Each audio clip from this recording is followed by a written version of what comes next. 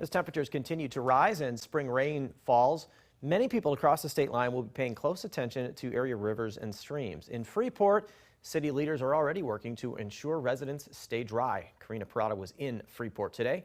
She's here now with more. Karina? Eric, the Stevenson County City says planning ahead is the key to staying warm and safe as waters rise, adding it can save residents from having to call first responders to be rescued.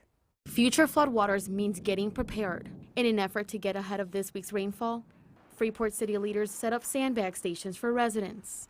With the Pecatonica River already high in many places, city manager Lowell Crow says it's being tracked constantly. We check it every 2 hours, so we have actually been watching the river as we saw it was going to get warmer for the last 4 or 5 days. Each station has bags for residents to fill and take at no cost.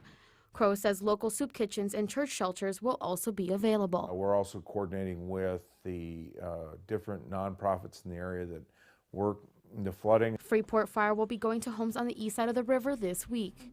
Fire officials say they want to make sure residents get a heads up of what's ahead. Knocking on people's homes and letting them know what is coming, the rains that are expected, a timeline on what we're thinking of when the river is going to crest. District Chief Brett Hardwig says many people hesitate to evacuate their homes when it floods. As the water rises and starts to get close to their furnaces and their pilot lights on their water heaters, they need to be thinking about getting out. We're also going to be putting barriers up out there so that people won't transit into the areas, don't do sightseeing as it is in the areas that are flooded. The river is currently at 12.1 feet, but is expected to go over 15 feet by this time next week. It's going to keep rising, and eventually it's going to, the ground is still frozen.